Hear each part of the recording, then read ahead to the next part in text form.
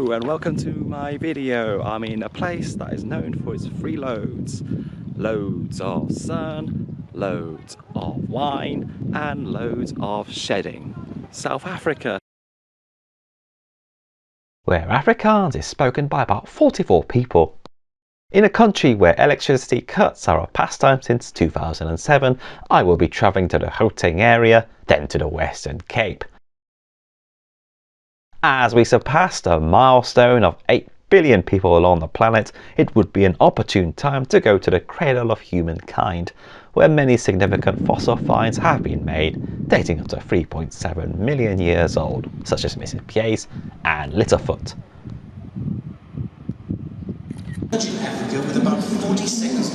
Situated within the rocky highveld grassland is the Marapeng Visitor Centre, an interactive exhibition that brings to life the evolutionary process, from the beginning of the world to the challenges of sustainability and environmental impact.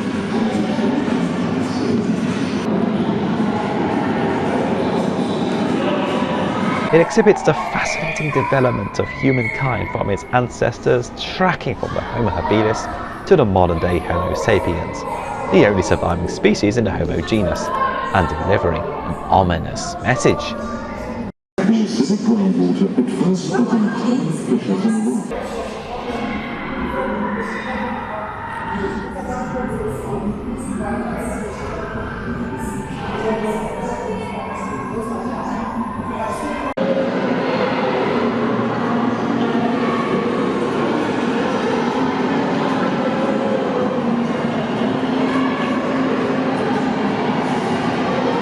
Nearby is the Sterkfontein Caves, where above ground are displays of cave formations, geological finds, early life forms, mammals and fossils.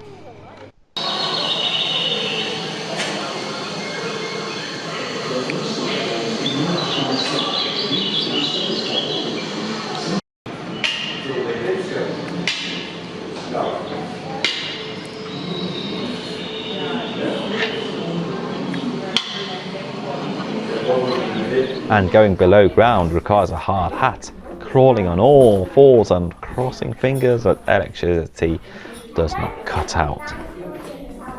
The Sterkfontein Caves are formed of dolomitic limestone stalactites and stalagmites. They were made famous by the discovery of the first adult Australopithecus, an ancient hominin in 1936 by Robert Broom. And then they were taking them to the surface area and they would debate. But the caves were discovered by Giovanni Martinaglia, an Italian who was mining for limestone. This would then be used for processing gold and cement. The mining activity left an after effect of stunted stalactites due to the blasting, and the installed lighting has fermented the growth of lampenflora. And for one, and I mean 1 centimeter of that thing there to form, there goes a period of 100 years. Extension further that way back, 500 meters, half a kilometer. The road, the same road you came in.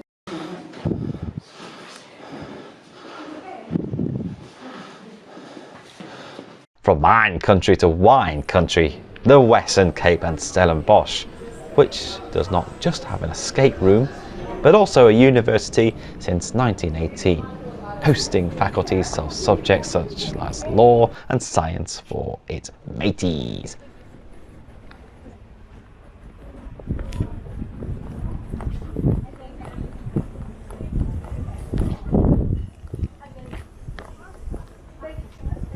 In town, the City of Oaks has a vibrant street culture with wine bars and souvenir shops.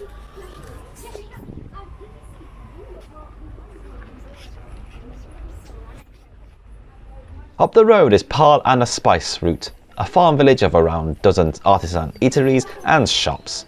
It lends its name to the spice trade when mariners brought Eastern spices to Western Europe. The village also offers glass-blowing demonstrations and tasting sessions for de Villiers chocolate, wine and gin, perfect to enjoy the vineyard-filled landscape with.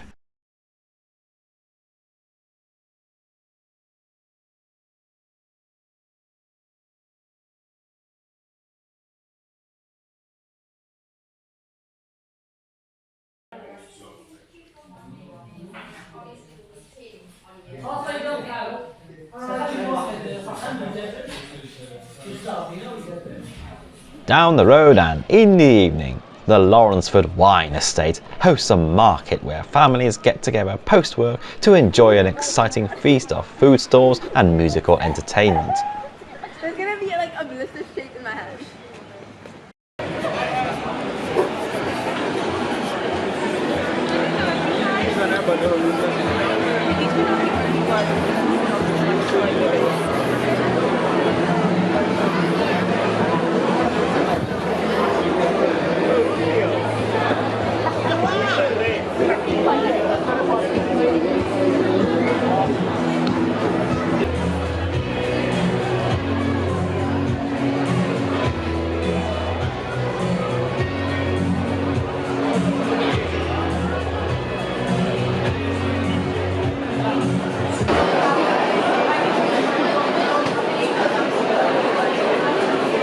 It really is a vibrant place here, not just for the drinks, but also the delicious aromatic street food, pop-up merchandise stores, and a small automotive exhibition.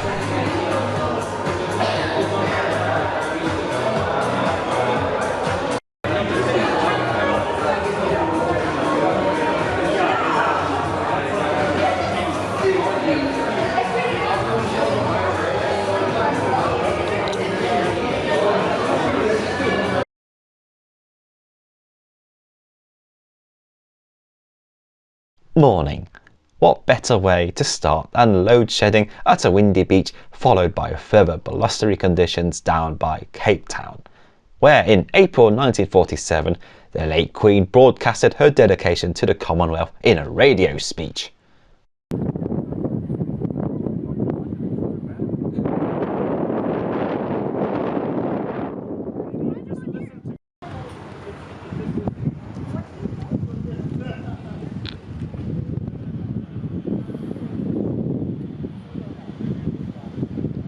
The Mother City is a host of a hive of activity from the pop-up markets and food and bar stores in the watershed.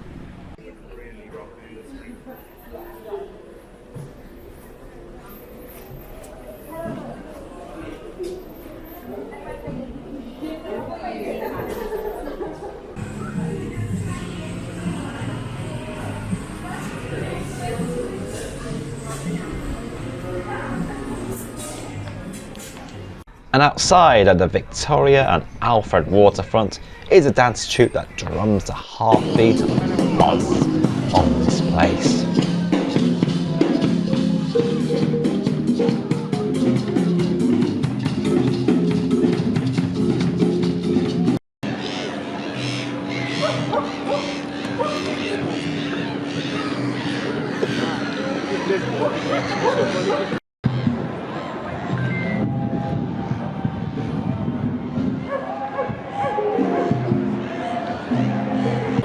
On the site of a former grain silo building is a site's Museum of Contemporary Art Africa. It hosts several floors of modern African art, like this overbearing piece from Joe Adriano Merisoa, The Five Continents of All Our Desires.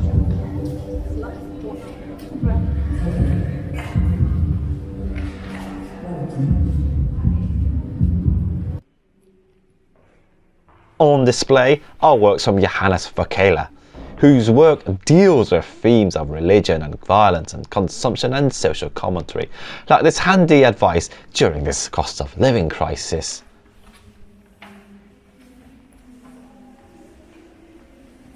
And from Tracy Rose, whose provocative works draw from various media, interrogating themes like repatriation, recompense and reckoning.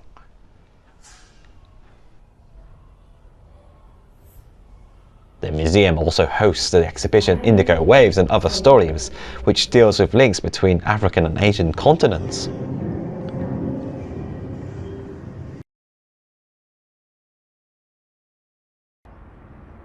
A hop back to Gauteng, and here in Sandton is the financial centre of Joburg, and the home of a shopping mall flogging luxury goods to Nando's dishes, and named after a person who spent 27 years in prison.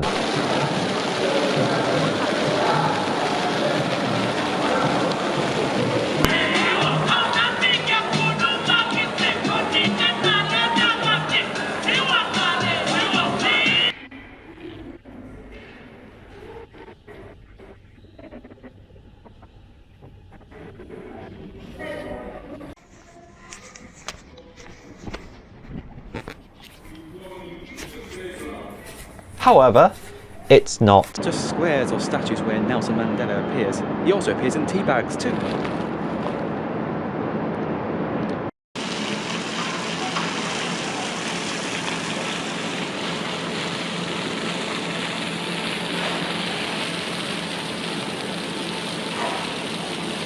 South Africa has various game reserves like the Dino King one in Hammanskraal, where if you're lucky, some mammals might appear by the roadside like giraffes, wildebeests and zebras.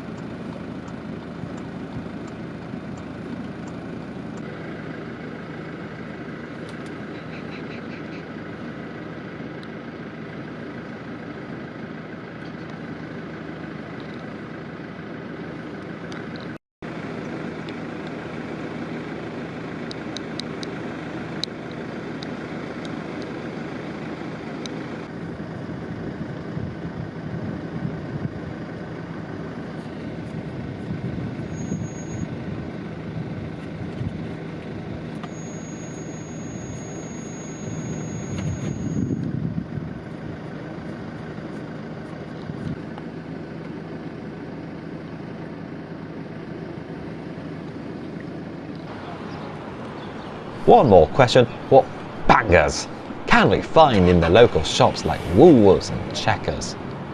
How about rooibos tea? 94% organic rooibos, 6% vanilla? Or rooibos maybe with honeybush and instructions on how to make the perfect cuppa. It's what Mandela would have wanted. For your next cuppa, some yummy chopped coconut biscuits or rusks. For your meat and 2 veg, some braai salt and curry spice. Speaking of braai, how about some braai lamb chop crisps? Or maybe some fruit chutney crisps, zinger wing crisps, or biltong flavoured ones.